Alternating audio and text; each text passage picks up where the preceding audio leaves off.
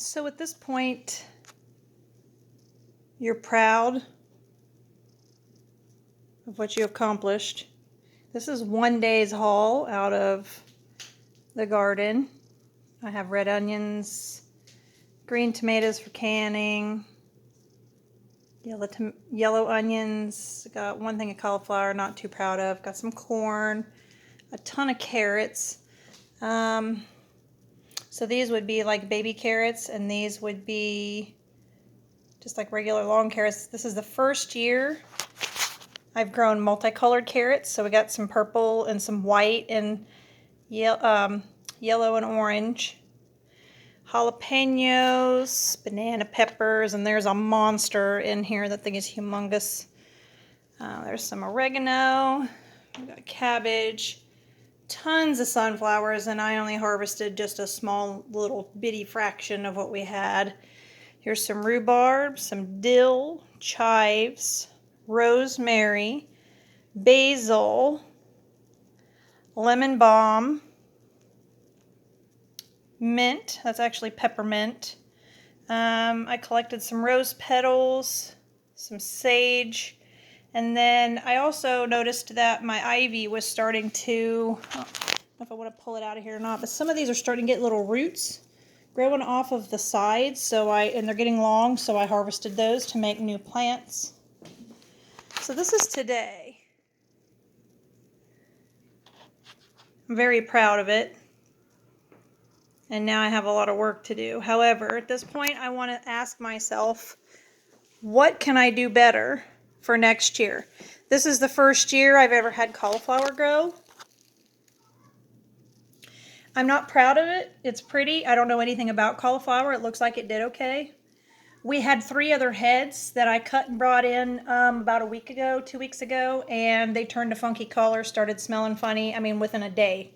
So they were unusable. So I will be looking on some information about that.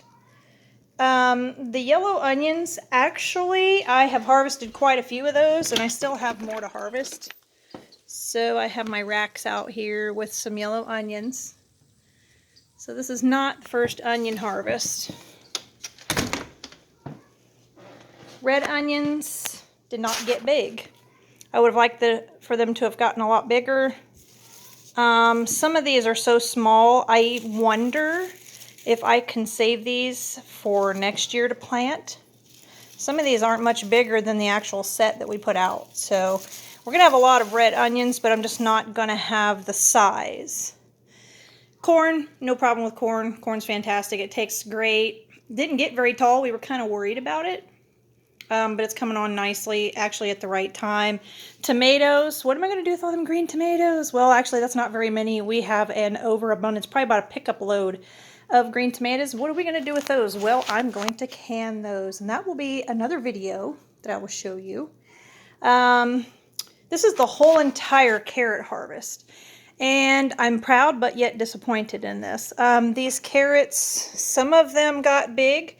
These are not store-bought big. Should I expect that? I don't know. But one thing I'm proud of is the fact that we did grow multicolored carrots. And I did have a handful that turned out to be sizable. What I'm not so proud about is the fact that there is so many of these. Yes, you can hear my chicken probably throwing a fit on the front porch. He's out there squawking. Is how small some of these are. Now, you can consider these as like baby carrots. I'm still going to wash these and clean them and freeze them. Possibly even can them. But these are still going to be edible. However, if this would have been full-size carrots, this would have been a humongous pile. I'm pretty sure we planted them too close together. I have a problem with tearing out the babies. So when you plant things close together and you're supposed to weed them out, I have trouble. Like I can't bring my heart to thin them out. So I leave them there, and then this is what happens. So next year, I think we talked about my husband and I getting a carrot planter where they separate the seeds a little farther apart. I got some jalapenos here. No problem with jalapenos. Banana peppers. I'm going to make some hot pepper mustard with the banana peppers. All of the herbs, I actually do quite a few things with the herbs. I dry them, keep them for us, And I also make things with them and sell them, or I sell the dried herbs.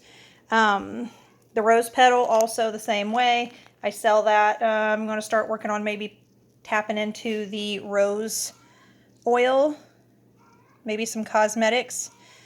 The ivy, that amongst some other plants that I have, I'm going to start propagating those, and about this time to have them through the winter. That way during hopefully maybe spring farmers market, summer farmers market, they'll be to the point where we can sell the plants. I never get rid of trash pieces. So say for like the herbs, some pieces that might not be perfect, I still keep those because there is some stuff that I make called chicken crack. And I have that on another video, actually. It might be one of my Instagram videos. Save it, dry it, grind it up, and put it in a jar. And I also put some oyster shell and some eggshell from the chickens. I save that too, and that goes in there and feed it back to them, and it's actually very nutritious. Sunflower seeds. What do I do with sunflower seeds? Well, one thing is I replant them next year. 90% of the sunflower seeds that are here came from sunflower seeds from the year prior. So we had some breeds that we didn't have before we wanted to try, and they're doing nicely. Usually with sunflower seed, it'll lose its petals. This one still has its petals. It'll lose its petals and it'll start to droop. So if you notice this one here, there's no petals. It'll look like this. There's no yellow petals. It starts to kind of hang over like that. And then when you flip it over, it's very dry looking, and actually these little flowery things come out, and there's the seed underneath. So what I do with it is I don't have room in my dehydrator because I put other things in, like herbs and sometimes fruits. So these will be laid out on a rack outside, and either covered with a bird netting or put in an area to where they can dry out, but the birds can't get to the seed. Beautiful colors. There's a light purple. Here's a black. I've seen some white. Well, there's some white ones. Sunflowers are amazing. And actually, I leave some for the birds and the pollinators. If you can see, the birds have already started on this one. They just sit on the leaf, and then they start just pulling out one seed at a time. And within a day, you'll have nothing left.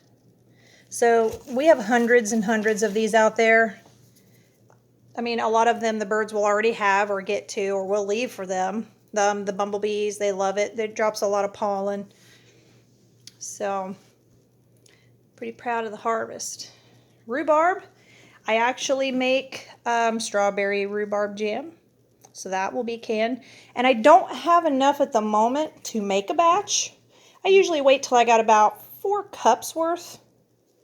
You can eat the leaves, so you snap off the leaf up here, and I always cut the bottom part off, this kind of weird part right here, and then I chop it in little tiny pieces, put it in a Ziploc baggie in the freezer, and when I have enough to make 4 cups, then I make rhubarb jam, rhubarb jelly.